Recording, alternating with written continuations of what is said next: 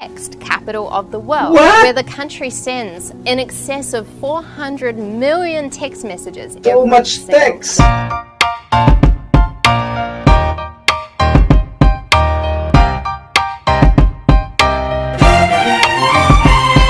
Hello guys, welcome to Expert Reacts. I hope you're doing well. I hope you're doing fine. Today, I'm going to be reacting to What Will the World Do Without the Philippines by Regan Hillyer. Shall we go on? Shall we start? And then, I will play now. There is one country in the world that is taken for granted more than any other place. This country is home to the kindest individuals with an incredible love for Really? life. They're responsible for inventing video calls, baby incubators for rural areas, and they also play a massive role in the invention of chips that we use in so many of our computers today. What? This country has citizens living all over the world to Oh, help that is you my and I, country. to help the I live in elderly, that country, the sick, the Philippines. the poor, and many of them go totally unnoticed. Proud to be Filipino. When I told you that they are taken for granted, I meant it.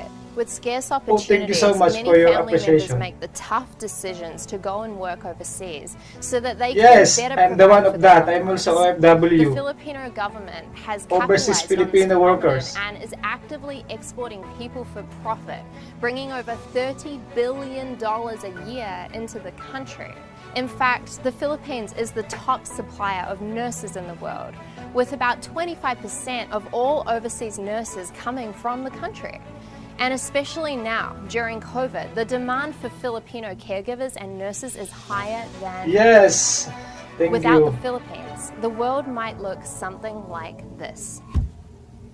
We would lose 7,600 Oh, that's my country. So much beautiful nature. with a total landmass of 300,000 square kilometers. These breathtakingly beautiful islands are known for their agriculture, and they're home to over 35% of the world's coral reefs. Without the Philippines, we would lose an invaluable amount of the dwindling supply of coral reefs that we have left.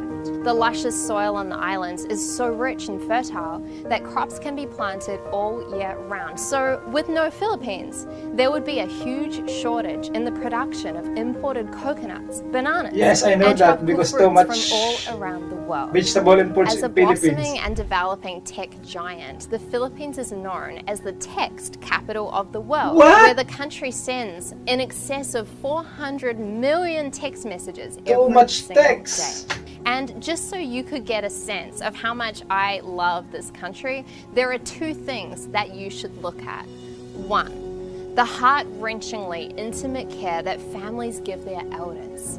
As a country with massive poverty issues, many families are not able to afford care. So caring for those who have reached an older age has become deeply embedded I'm so in the emotional backbone now of their society. because Young children are often taught to greet their elders with Tagalog a ako, gesture talagang called mano po na to express makababog profound damdamin. respect. Two, the Philippines is the gold standard in Asia for how women should be treated in society. The Global Gender Gap Rankings Index had New Zealand and the Philippines directly competing for the top two spots over the past 10 years, blowing other yes, East ang Asian mga puso ng countries tao, far out of the ng world, tao sa Pilipinas beating ay the US and many ay other mainstream developed likha sa countries ginto by a long because shot. The bottom line is that without the Philippines, mapagmahal the at world would be mapagkalinga less sa bawat flavorful kapwa. and not Yun nearly ang as tinatawag charming and doon. definitely a lot less magical. So in order to sustain one of the most important and resourceful places on the earth, as much as thank we you so demand, much for your we appreciation. also have to meet that need with an equal measure of appreciation. Living in the Philippines is not always easy. Kahit There are mahirap people ang buhay sa living in Pilipinas, very ay tuloy tough pa rin. situations, and May there are mga many ngiti pa rin places sa that mga are labi ng soaked mga in tao poverty. kahit medyo And naghihirap that's at why talaga so many naghihirap. families are making the Tuloy pa rin ang buhay. sacrifice of sending their loved ones overseas. In the beginning Kahit of this minsan video, I malayo said sa that the pamilya, tulog Philippines pa rin is ang the trabaho place para in sa this pamilya, world sa that is ibabuti ng most pamilya. taken for granted, and I stand by that statement. A big part of my company, Regan Hillyer International, is employing people within the Philippines. These people are a very big part of my heart, and I made this video to show my massive gratitude to one of, I believe, the best countries on the planet. Oh, thank you so much for your appreciation to the Filipino and to the Philippines, Maybe to the even Philippine tag people. in a Filipino who you know and love and who you want to acknowledge today. Let's share this video to show appreciation and to I show will the share it rest of the definitely, world absolutely, what an amazing place the because Philippines is. My name is too Regan much good. Hillyer, and thank you so much. Vibes, for very watching. very good vibes. Oh, napanood po natin ang reaction po para sa kaya video na to. At talagang napakaganda po ng kanyang feedback sa Pilipinas at pinapakita po niya yung pagiging ng mga Pilipino, mapagmahal, malikahit, mapagkalinga sa bawat isa. Kahit po lumalabas ang bansa, pinapakita po nila yung kung anong pagiging galing sa Pilipino,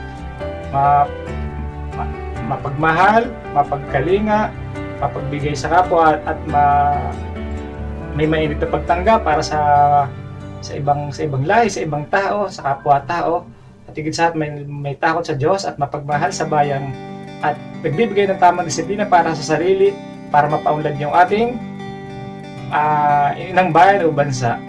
At salamat po sa aking pagsabaybay niyo sa aking reaction. Huwag niyo po kakalimutang i-like, comment, share, subscribe to my channel, and thank you for watching. Have a good day, have a wonderful day, and thank you again.